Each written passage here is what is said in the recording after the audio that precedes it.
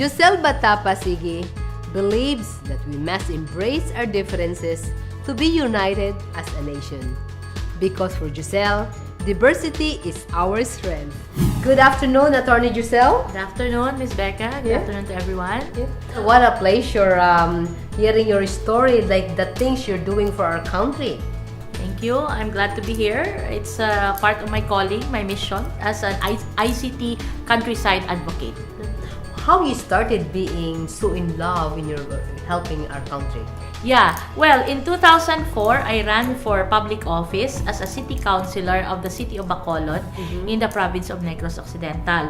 I won as an independent candidate, so technically I did not have the chance to really choose my committee kasi every councilor will have to handle one committee. So in my case, since I'm independent, I have to wait for whatever the majority number of councilors will leave to me. So what they left to me is the Committee on Communications, which I didn't like at first because I really wanted the Committee on Education. I also wanted the Committee on Environment kasi I think I am an environmentalist, no? But when I started to understand what communications was all about, I started to expose myself in the ICT sector, in the information and communications technology sector. I realized that it's actually an industry that will create thousands and hundreds and thousands of jobs for the Philippines. Did you really decided to be in politics when you were a kid? I grew up in a family where we don't have a mother figure. Kasi my mother died due to childbirth when I was 9 years old. So my father had a very strong personality. So he would always say, dapat mag-lawyer ka. And then he would always say, si lolo mo ran for councilor in Bacolod but he never won. Baka ikaw yung mag-redeem ng reputation. So he really wanted me to join politics. So parang maybe that Electra syndrome where you really want to please your own father, na he will be happy with your achievements. So I became a lawyer and also I became a politician para ma-please naman yung father ko sa akin. But eventually I realized that's really my calling. So being individual Filipinos, right? So what's the key contribution we should start, okay, in order to be part of that change?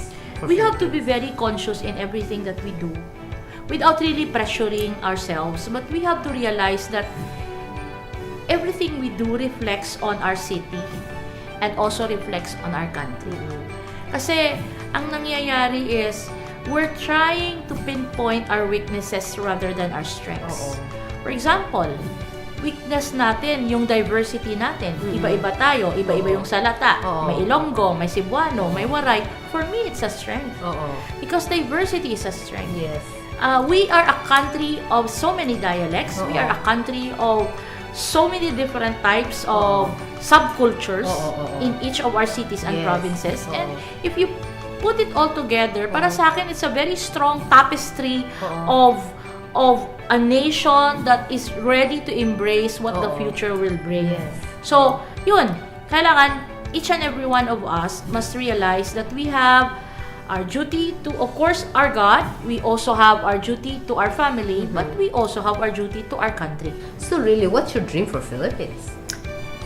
My dream for the Philippines is for us to really be respected as a nation. And my dream for the Philippines is for us to really tap into the potential of our workforce. Who is the person that really inspire you? Marami. I have to say, I'm not really that very expressive, especially in thanking people who have been my mentors. But actually, marami, no? My father, we always argue. Walang araw na hindi kami nag-aaway ng father ko. Parehas kaming mainit yung dugo, no? I took after him. Okay. But honestly speaking, he is really one of the people I look up to. He's a simple person. Okay. Pero yung palagi niya sinasabi sa akin, be honest. Huwag mo pakainin yung pamilya mo ng pera na galing sa hindi maganda, na hindi masama. Kahit hindi tayo mayaman, yung kinakain nyo, galing yan sa tama. So, And then my grandfather would always tell me, you know, the best wealth that you can have is that inside your head. Kasi hindi mananakaw siya. I grew up in a family where hindi kami nasisilaw sa yaman. Kaya hindi kami nape-pressure.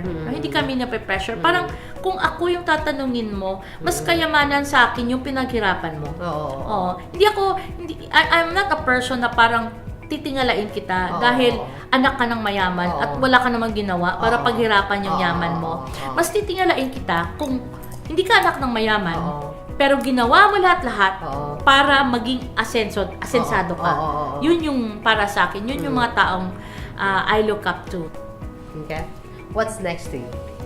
The thing that I want to do is really to create young leaders. Galing. I really want to, kasi naisip ko, for the last 10 years, I've been asking the Lord.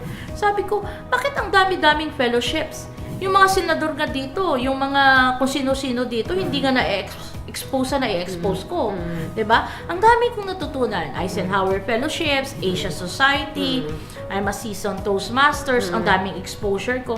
And then I'm also very happy na I'm also a Haggai Fellow, na natutunan ko kung paano responsibility natin mag-evangelize kahit nasa lay ministry tayo. So, ang dami kong natutunan. And then I ask myself, para ano? Hindi ko naman nagagamit. Hindi naman ako naging senador or ano. So, na-realize ko, sabi ko, Lord, siguro ito, I have to pass it on. Alright, very nice. Thank you very much. Thank you, Ms. Becca.